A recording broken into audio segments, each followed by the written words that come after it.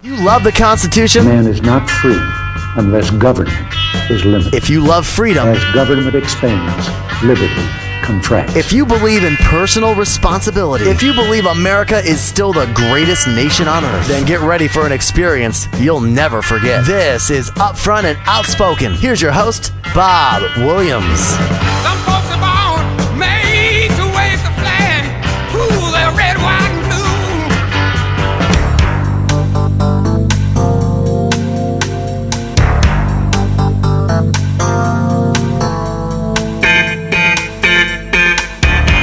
And welcome back. This is, of course, Upfront Outspoken. I'm your host, Bob Williams, with you here.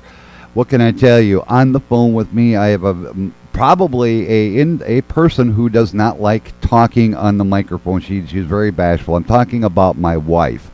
Now, the reason why I brought her on, and I bringing her live, she currently is at Sparks Regional Hospital up in Fort Smith, Arkansas. Hey, dear. Good morning. How you doing, honey? Oh, I'm doing pretty good. You know, would you want to tell everybody what got you there to Sparks? Oh, I was starting to get chest pains, and my left arm was killing me, and shortness of breath.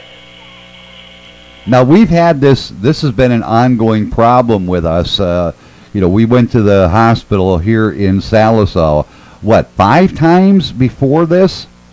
About 5 or 6 times. Yeah, and every time that we went there, they sent you home once with antibiotics, and then you went and saw your doctor. She gave you an inhaler, and then 2 days ago, you went back to the emergency room. The doctor said, well, if it relapses, there's nothing more they can do, and now you're at Sparks. So how they treating you up there? They're treating me pretty good up here. I'm just basically waiting to see what's going on next. So what did they say they're going to do to you today? Well, they're going to do that screening test, and then they're going to check my cholesterol and my other counts to see what's going on. Your blood pressure was that was pretty high when you went in the ambulance yesterday, wasn't it? Yeah, it was 183 over something. Yeah. Well, what did they do to you there in the ambulance? Well, they gave me some baby aspirins, and on my way here, they gave me a couple nitro sprays. And that helped? Yes. Okay, good. Now, when you got to the emergency room there at Sparks, how did the staff treat you? Oh, they treat me pretty good. They ran an EKG, they ran an X-ray. Last night they drew some blood because they're going to check my cholesterol level and a few other items. Now, you said you got a shot in the stomach. What was that for? Oh, that's a blood thinner. They're supposed to give me another one later on. I don't know when.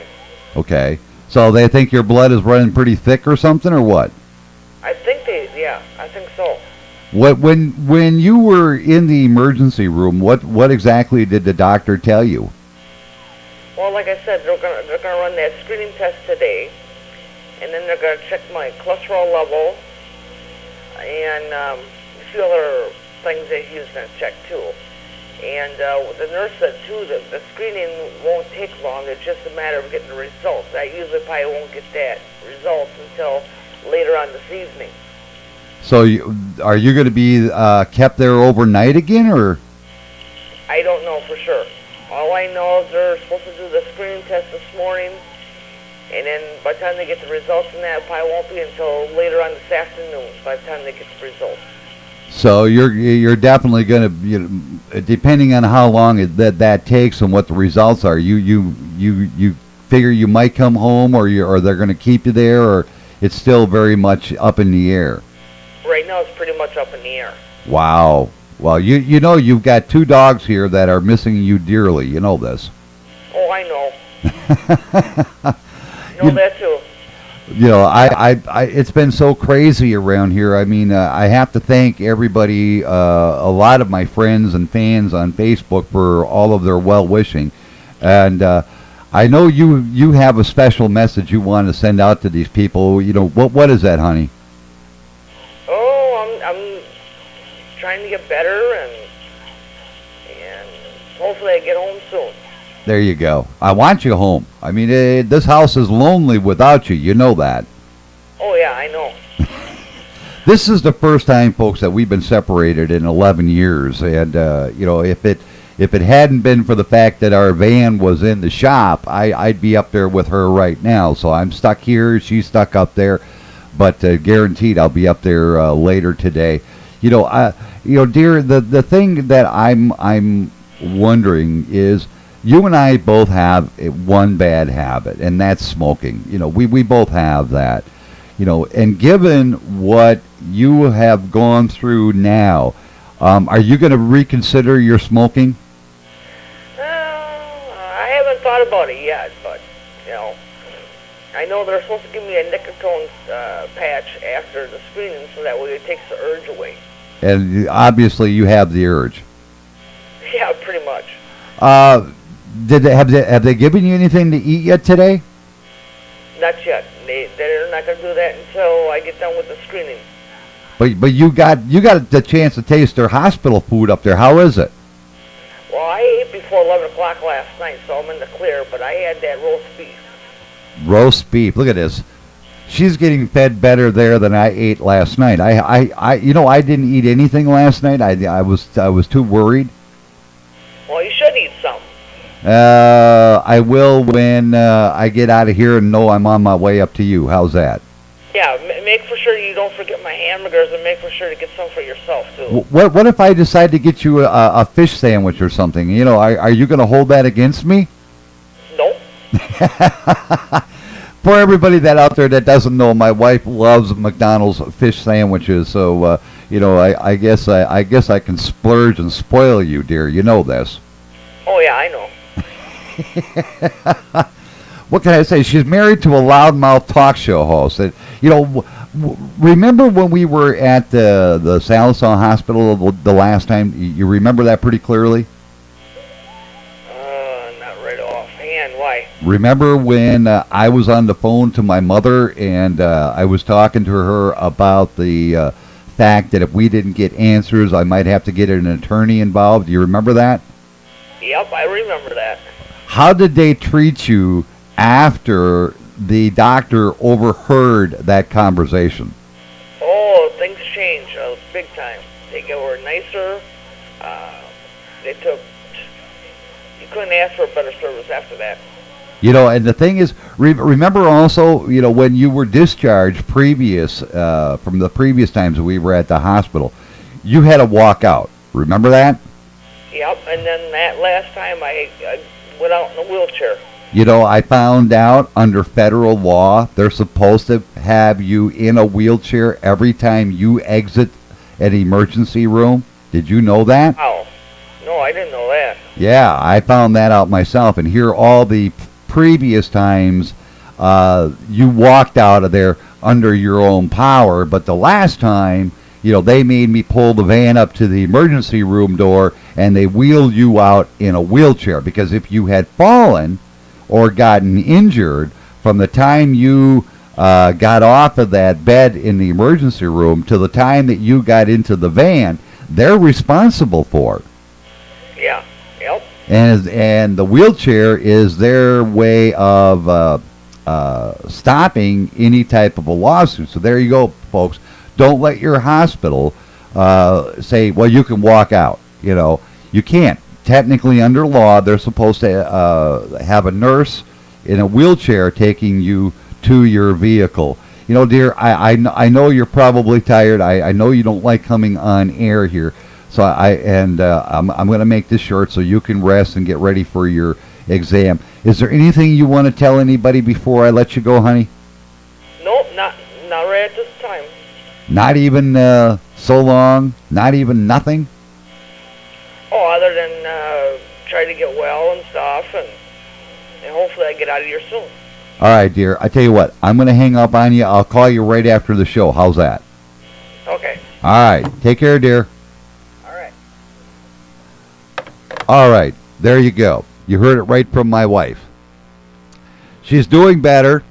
she's doing much better, and I have to thank all the staff up there at Sparks Regional Hospital. And for those of you who are not aware of the reputation of Sparks Hospital, here's a little clue. They are the third best hospital in the country relating to cardiology issues. Now, you heard yourself, my wife was talking about the screening. What it actually is they're going to put her on a treadmill for the stress test. And we're going to find out the results of that later this afternoon. But I do want everybody to, please continue your support for us at this time of our need. We do our best to help others. And when this happened to my wife, it did hit me. It's a wake-up call for many of us. This could happen to you. If you live in a rural community, what we went through is probably happening to you. As you heard her say yourself, 4 times previous that we were at the Sallisaw Hospital, when she signed the release papers, and mind you, all they did was give her an antibiotic the first time because she had pleurisy. That cleared up, but we've had these ongoing issues ever since. But each time that she was released from the hospital, she walked out of there under her own power.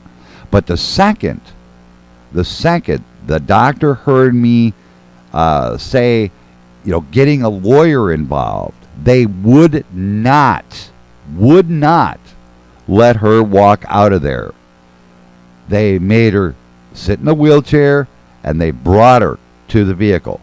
Now, if you've ever gone to a hospital and you're released from that hospital and you walk out of there under your own power, those personnel are responsible if something would happen.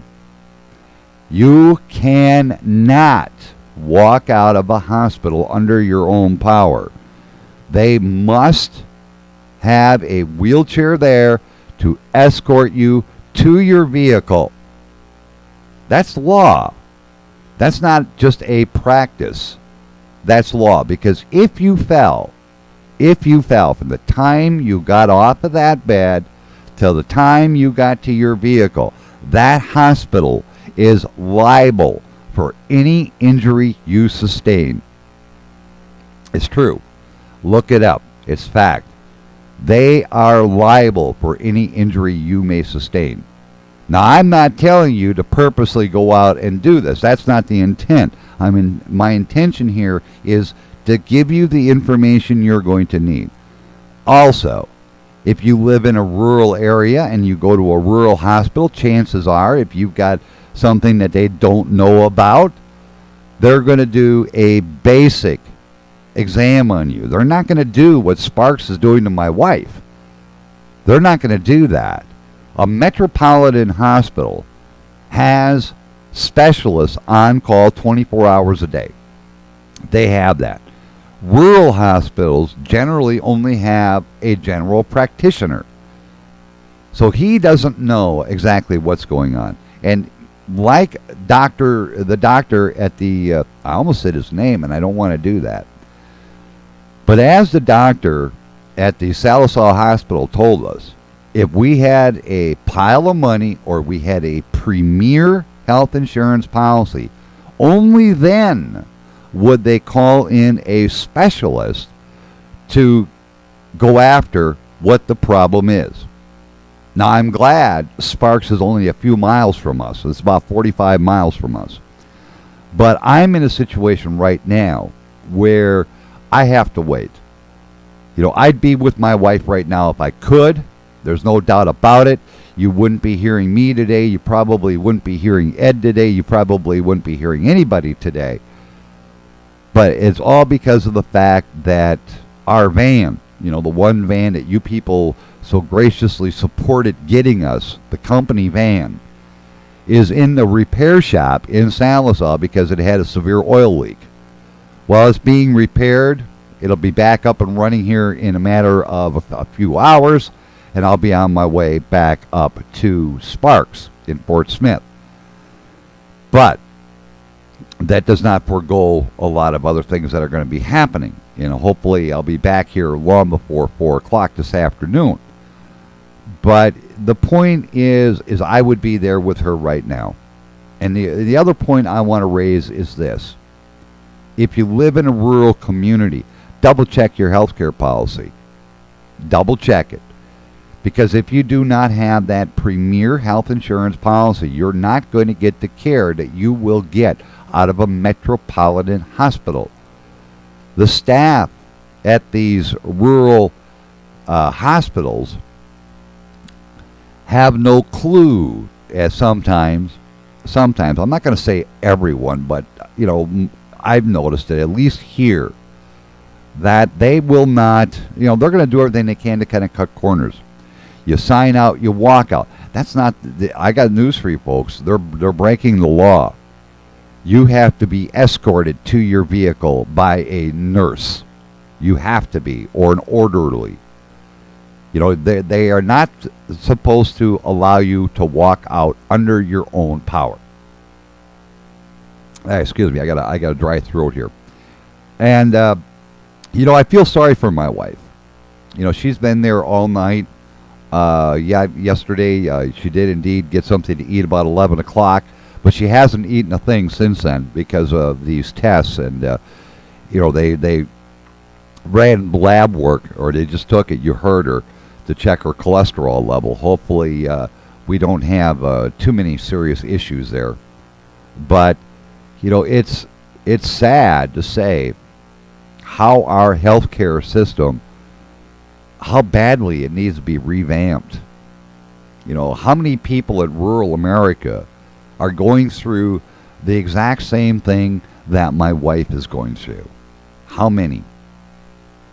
And I bet you it's tens of thousands of people that are going up against the same obstacles that we have been going up against since the first time I took her to the hospital in order to address the problem. The battles aren't over. We all need to get involved. We need a total revamping of our healthcare system. I have been a extremely outspoken dissenter, shall we say, of Obamacare, and I'm going to be. I have heard it right there in the emergency room, in the waiting areas, where people come in and they are under Obamacare and they are having severe problems with it. Very severe problems. These people do not deserve that. They pay for health insurance, even though it is through this. They expect to get quality health care, and they're not. They're not getting it. Because rural hospitals don't, that they all keep saying, if you have a passel of money or a premier policy, well, then we can provide you with better health care. This is what is going on under Obamacare. This is the undertone that you don't see, the undercurrent that you don't hear about. My wife is living proof of it. I am living proof of it. And I will, as long as I can get behind this mic, I will be a very, very huge dissenter of Obamacare. I'm going to blast that son of a bitchin' thing until the day they either repeal it or enact a one-pay system. Why can't we have the health care that they have in the UK, they have in Canada, they have in other countries? Why can't we get that here in the United States? Why? Because there are so many people out there that'll say that that is socialism. Ladies and gentlemen, we all know we need a viable, workable health care plan. We all need health care. My wife, your son, your daughter, your mother. We need a health care system that will work. That will work. Obamacare is not the answer. It hasn't been. since the day I first did some digging into it. And now that it has affected me, affected my family on a very personal level, it needs to be changed. I have to thank my wife for having the courage to come onto my show. She knows how I am. I ask the tough questions. But because it's my wife, of course, I'm not going to be as tough as I normally am. But you can bet any time that I get any healthcare professional, I am going to get into them. I'm going to ride them. I'm going to ask the tough questions. Questions you need to know. So bear that in mind. One more thing before I leave next week. You want to stay tuned. Why? Savannah, you're going to burn. The pit bull is being turned loose. And you want to know why? The current mayor, Mayor Jackson, she's up for re-election. Since her reign as mayor, crime in Savannah is on the rise. And I want to know why. I want to know why. Why she hasn't reined in the problems of Savannah, Georgia. My first guess, because the mayor refuses to come on to my show simply because I will not submit her my questions, this gentleman indeed took up the challenge. Murray Silver will be joining me on Monday. You want to listen. He's running for mayor, and we're going to be asking him the tough questions. That will be on Monday. What can I tell you? That tells you it is time for me to get out of here. Stay tuned, because coming up right after NPR News, Ed Till will be with you all the way to 4 o'clock. Until tomorrow, 6 a.m., this is Bob Williams. Take care of yourselves.